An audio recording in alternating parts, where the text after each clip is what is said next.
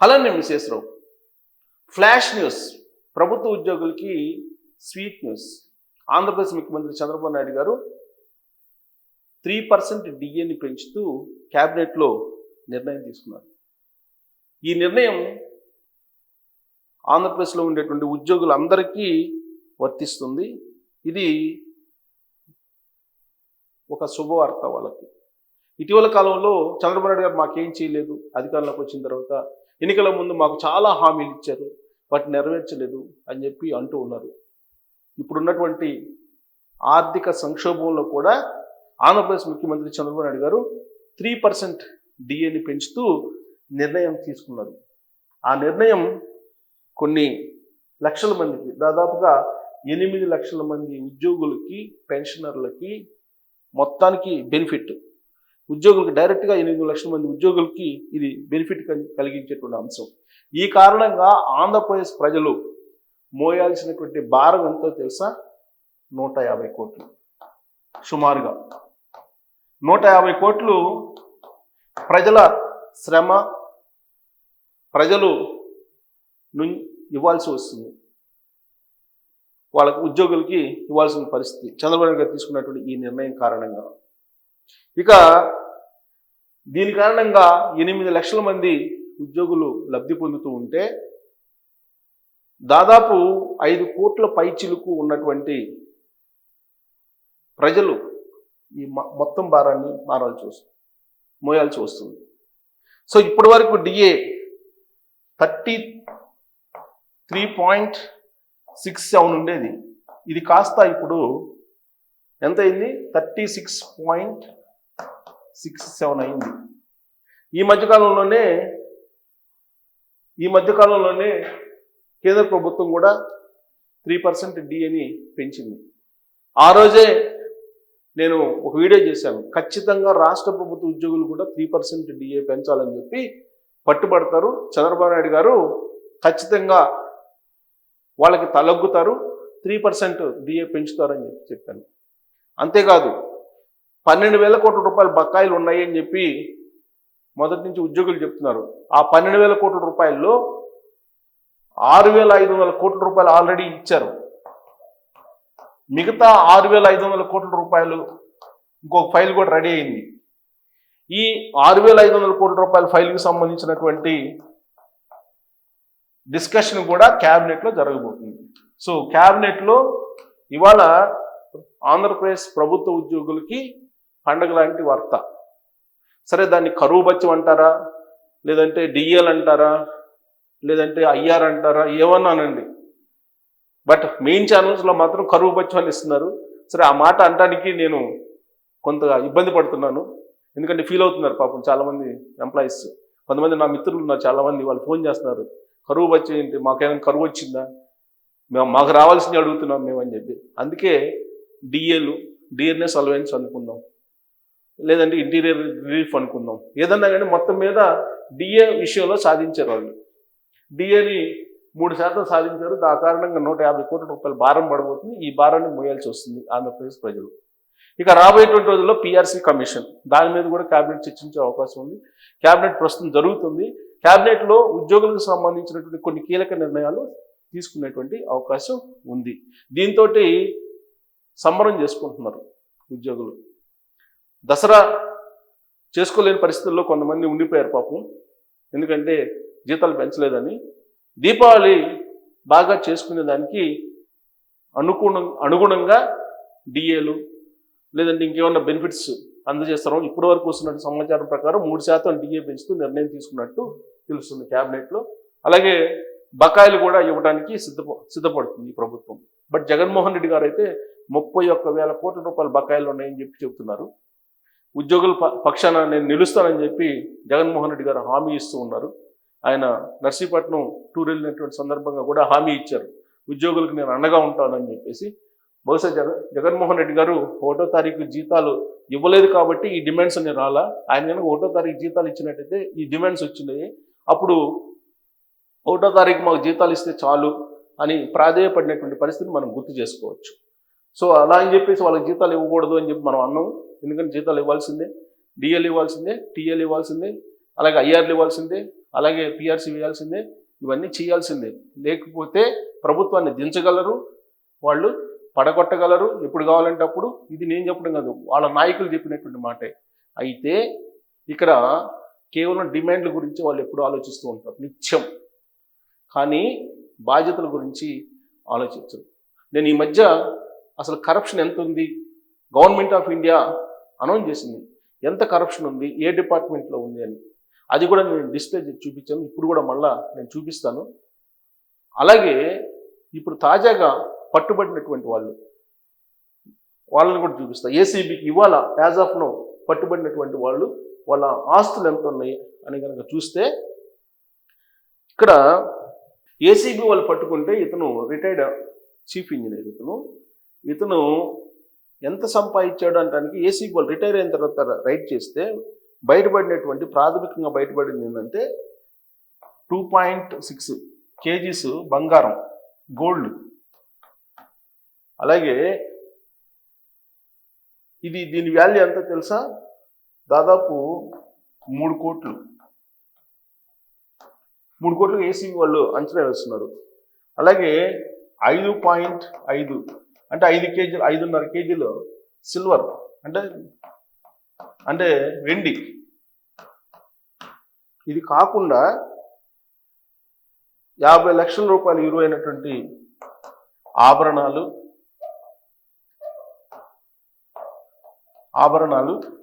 అలాగే నగదు 8.9 లక్షల నగదు. దీంతోపాటు ఫామ్ హౌస్లు బినామీ పేరుతోటి ఉండేటువంటివి, అలాగే 17 టన్నుల తేనె. మరి ప్రపంచం ఏమన్నా అయిపోతే తను బాగుండాలి అనుకున్నాడేమో, 17 టన్నుల తేనెని ఆయన స్టాక్ పెట్టుకున్నాడంట. 32 కాటేజీలు, అలాగే 6 ట్రాక్టర్లు,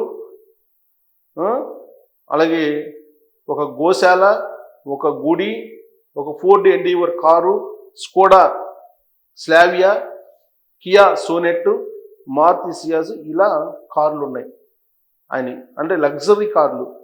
ఇది ఇప్పుడు ఫిక్స్డ్ డిపాజిట్లు ఇంకా ఉన్నాయంట, ఇన్సూరెన్స్ పత్రాలు, షేర్ డాక్యుమెంట్లు, ఇవన్నీ స్వాధీనం చేసుకుంటున్నారు, ఇంకా తేలాల్సి ఉంది. ఇది ఒక ప్రభుత్వ ఉద్యోగి యొక్క, ఒక రిటైర్డ్ ప్రభుత్వ ఉద్యోగి దగ్గర ఉన్నటువంటి ఆస్తులు. ఏసీబీ ఇవాళ రైడ్ చేసి దొరికినటువంటి. కాకపోతే మధ్యప్రదేశ్ సంబంధించినటువంటి ఉద్యోగి. అసలు మధ్యప్రదేశ్ ఉద్యోగికి సంబంధించినంత మనం ఎందుకు మాట్లాడతాం అని చెప్పి అనుకోవచ్చు మీరు. ఇదే రోజు మళ్ళా తెలంగాణలో ఒక ఎంప్లాయీ, ఇతను చిట్యాలకు సంబంధించినటువంటి తహసీల్దార్, ఇతని పేరు కృష్ణ. ఇతను ఒక రైతు వెళ్ళి తన భూమికి సంబంధించినటువంటి వివరాలు, పాస్బుక్ లాంటిది ఇవ్వమంటే 2 లక్షల రూపాయలు లంచం అడిగాడు. ఈ 2 లక్షల రూపాయలు లంచం అడిగితే అది ఇవ్వలేనట్టు పరిస్థితుల్లో రైతు ప్రాధేయపడ్డాడు. నేను ఇవ్వలేను, నేను ఒక 30,000 ఇచ్చుకోగలను, అంతకు మించి నేను ఇవ్వలేను అని చెప్తే, 2 లక్షలు ఇస్తేనే నేను పాస్బుక్ ఇస్తా, లేదంటే మీ భూమి సమస్యను పరిష్కరిస్తా, లేదంటే లేదు అని చెప్పి ఆయన కరాఖండిగా చెప్పడంతో మరో మార్గం లేక ఆ రైతుకి నేరుగా వెళ్ళి ఏసీబీకి కంప్లైంట్ చేశారు. ఏసీబీకి కంప్లైంట్ చేస్తే ఏసీబీ వాళ్ళు రైడ్ చేస్తే ఆయన ఆస్తులు కొన్ని కోట్ల రూపాయలు బయటపడ్డాయి. ఇంకా లెక్కేస్తున్నారు, అది ఎంత లెక్కేస్తున్నారు ఎంత అనేది ఇంకా అఫీషియల్గా అనౌన్స్ చేయాల. ఆయన బ్యాంక్ లాకర్లలో, ఆయన బీరువాల్లో కూడా కేజీల కొద్ది బంగారం, వెండి, అలాగే భూములు, బినామీ పేరుతో భూములు, ఇవన్నీ ఉన్నాయని చెప్పేసి తేలుతూ ఉంది. సో ఇవన్నీ నేను ఎందుకు చెప్తున్నానంటే, కేంద్ర ప్రభుత్వం ఇటీవల ఏ శాఖల్లో ఎంత అవినీతి ఉందని చెప్పేసి మొత్తం డేటా ఇచ్చింది. 75% హయ్యెస్ట్ రెవెన్యూలో ఉంది, 65%, 50%, ఇలా రకరకాల డిపార్ట్మెంట్లో మొత్తం పర్సంటేజ్ ఇచ్చారు. ఒక్క డిపార్ట్మెంట్లో కూడా 50% తక్కువ లేదు. అన్ని 55 నుంచి 75% వరకు కరప్షన్ ఉందని చెప్పి గవర్నమెంట్ ఆఫ్ ఇండియా అనౌన్స్ చేస్తుంది. ఆ డిపార్ట్మెంట్లో ఎంత పర్సంటేజ్ అవినీతి ఉందని. మరి ఈ అవినీతితోటి ఈ భారతదేశాన్ని, ఈ రాష్ట్రాలని ఎన్ని రోజులు నడపగలరు? ఎన్ని రోజులు మీరు టీఏలు, డిఏలు, ఐఆర్లు, పిఆర్సీలు, పెన్షన్లు, బకాయిలు, వీటన్నిటిని డిమాండ్ చేస్తూ ఎన్ని రోజులు ఉండగలరు? మీ హయాం అయిపోతుంది, మీరు రిటైర్ అయిపోతారు, మీ తర్వాత పిల్లలైనా సరే మీ భారాన్ని మోయాలి కదా. ఇప్పటికిప్పుడు మీరు సంతోషంగా ఉండొచ్చు, మరి మీ తర్వాత తరం ఎవరైతే ఉన్నారో ఆ తరానికి ఈ ప్రభుత్వాలు చేసేటువంటి అప్పులు ఖచ్చితంగా పడతాయి కదా. అది ఎందుకు ఆలోచించట్లేదు? మీరు నీతివంతంగా పనిచేసి మీరు జీతాలు అడిగిన ఒక అందం. చాలామంది, నేను అందరిని అంటలేదు, నేను చాలా క్లియర్ చెప్తున్నాను సుమా, నిజంగా నీతివంతంగా పనిచేసేటువంటి వాళ్ళకి ఖచ్చితంగా రెస్పెక్ట్ ఇవ్వాల్సిందే, వాళ్ళని నిజంగా గౌరవప్రదంగా చూడాల్సిందే. కానీ గవర్నమెంట్ ఆఫ్ ఇండియా ఇష్యూ చేసినటువంటి కరప్షన్ పర్సంటేజ్ని చూస్తే ఎంత పర్సంటేజ్ కరప్షన్ ఉన్నారో అర్థమవుతుంది. మరి దీన్ని బట్టి మీరు ఇప్పటికిప్పుడు ఈ తరంలో మీరు హ్యాపీగా ఉండొచ్చు.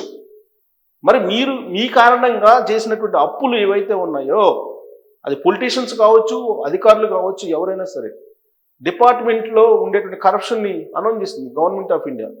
మరి ఆ విధంగా కరప్షన్ పెంచుకుంటూ పోతే ఇవాళ భారతదేశం 300 లక్షల కోట్ల రూపాయల అప్పు ఉంది. ఆంధ్రప్రదేశ్ 12 లక్షల కోట్ల రూపాయల అప్పు ఉంది. తెలంగాణ 10 లక్షల కోట్ల రూపాయల అప్పు ఉంది. మరి ఈ అప్పుని మీ తరం పోయినా కానీ మీ తరంలో మీరు అవినీతి చేసి సంపాదించవచ్చు, ఎలాగో మీరు ఉండరు కదా పదిలంగా ఎవరు కూడా. ఆ తర్వాత వచ్చేటువంటి తరం అదే అవినీతి చేసి బతుకుతుందా? అలాంటప్పుడు ఆ అప్పులు వాళ్ళ మీద పడవా? అప్పుడైనా సరే మీరు అనుభవించాల్సిందే కదా, డైరెక్ట్గా కాకపోతే ఇండైరెక్ట్గా నెక్స్ట్ తరమైనా అనుభవించాలి కదా. మరి మీరు నెక్స్ట్ తరానికి ఏమి ఇస్తున్నారు? అప్పులు మంచి ఇస్తున్నారా? అవినీతిని వారసత్వంగా ఇస్తున్నారా? ఏమి ఇస్తున్నారు అనేది ఆలోచించాలి. సరే, మీరు రావాల్సినవి మీరు తీసుకుంటున్నారు. పేదోడి పరిస్థితి ఏంటి? రైతు పరిస్థితి ఏంటి? సమాజం పరిస్థితి ఏంటి? ఇది కనీసం రోజులో ఒకసారి ఆలోచించాలి కదా. రైతు వస్తే మీరు అవినీతి డబ్బులు 2 లక్షలు, 3 లక్షలు, 5 లక్షలు ఇట్లా డిమాండ్ చేస్తారు. ఆ మధ్య ఆంధ్రప్రదేశ్లో ఒక గిరిజన శాఖలో ఉన్నటువంటి ఒక అధికారి దగ్గర రైడ్ చేస్తే దాదాపు 25 కోట్లు బయటపడ్డాయి కదా. 25 కోట్లు డీల్ కదా అది. మరి ఇదందరికీ ఏం చెప్తారు? ఒక అధికారి 500 కోట్లు ఎలా సంపాదించగలరు? 100 కోట్లు ఎలా సంపాదించగలరు? ఇది సాధ్యమేనా? ఆంధ్రప్రదేశ్లో ఒక కీలకమైనటువంటి ఐఏఎస్, అతనికి సంబంధించినటువంటి బినామీలు, వీటన్నిటిని కలిపి దాదాపు కొన్ని వేల కోట్ల రూపాయలు ఉందని చెప్పేసి సోషల్ మీడియాలో వస్తుంది. మరి ఇవన్నీ ఎవరు బాధ్యత వహించాలి? ఇప్పుడు మీ తరం తర్వాత నెక్స్ట్ తరం వస్తుంది, ఆ తర్వాత ఇంకో తరం వస్తుంది. ఈ తరం కాకపోతే ఆ తరం కాకపోతే అవతల తరం అయినా సరే ఖచ్చితంగా మీ పాపాలని ముయ్యాల్సిందే. ఆ పాపాలని షేర్ చేయాలనుకుంటున్నారా మీరు, లేదంటే నిజాయితీగా పనిచేయాలనుకుంటున్నారా అనేది మీరు నిర్ణయించుకోవాలి. సో కాబట్టి ఈ అవినీతి పరులు కేజీల కొద్ది బంగారం, వెండి ఎలా వస్తుంది అధికారులకి? మధ్యప్రదేశ్ కావచ్చు, ఆంధ్రప్రదేశ్ కావచ్చు, తెలంగాణ కావచ్చు, లేదా ఇంకో రాష్ట్రం కావచ్చు, ఎలా వస్తుంది? దీన్ని అరికట్టడం ఎలా? అందుకే ఉద్యోగులకు ఉండేటువంటి రక్షణ తొలగించాలనేది ఢిల్లీలో ప్రారంభమైనటువంటి జెడ్, నేపాల్లో వచ్చింది కదా ఉద్యమం, ఆ తరహాలో జీ ఉద్యమం వస్తుంది. అది ఇంకా తెలుగు రాష్ట్రాలకు రాలా. అది వస్తే అప్పుడు తెలుస్తుంది అవినీతి పరులకు సంబంధించి. నిలదీస్తే, వాళ్ళ కనుక నిలదీయటం ప్రారంభమైతే అవినీతి అంతముందే అవకాశం ఉంది. అప్పటి వరకు ఈ అవినీతి ఇలానే ఉంటుంది. కరువు బచ్చాలు మాకు కావాలంటారు, దానికి కొంచెం భృతి కింద కొంచెం స్మార్ట్గా దాన్ని మారుస్తారు. జనరల్గా మనం పనులకు వస్తే కూలీ అంటాం, ఉద్యోగులు జీతాలు అంటారు, అంతే తేడా. దానికి పెద్ద తేడా ఏం లేదు. కానీ ఆత్మ పరిశీలన చేసుకోవాలి. ఆత్మ పరిశీలన చేసుకొని బాధ్యతగా వ్యవహరించాలి. హక్కులతో పాటు బాధ్యతలు కూడా తీసుకోవాలి. అప్పుడే సమాజం గౌరవిస్తుంది. లేదు మాకు అవసరం లేదు, గౌరవం అవసరం లేదు, మా తరం హ్యాపీగా డబ్బులుంటే సరిగిపోతుందని అనుకుంటే అది ఎవరిష్టం అవుతుంది. కానీ ఇలాంటి అవినీతి పనులు చూసిన తర్వాత ఖచ్చితంగా ఇలాంటి వీడియోలు చేయాలనిపిస్తుంది. వీడియోలు చేస్తే కనీసం ఒకరు కాకపోతే ఇద్దరైనా సరే ఆలోచిస్తారు అనేది. మారుతారు ఇప్పుడు అని చెప్పి నేను అనుకోవట్లా. ఎందుకంటే మీరు పెట్టేటువంటి కామెంట్లు, మీరు పెట్టేటువంటి అభిప్రాయాలని చెప్తున్నారు మా వాళ్ళు. నేనైతే డైరెక్ట్గా చూడను, కానీ అవి చూసిన తర్వాత మీ జ్ఞానం ఎంత ఉంది అవినీతి పరులది అనేది నాకు అర్థమవుతుంది. అలాంటి పెట్టేది అవినీతి పరులు తప్పితే ఎవరు బెటరు, నిజాయితీ పరులు ఎవరు బెటరు. సో దీని మీద, ఈ అవినీతి మీద కేజీల కొద్ది బంగారం, వెండి దాని మీద మీ కామెంట్ ఏంటనేది తెలియదు. Thank you.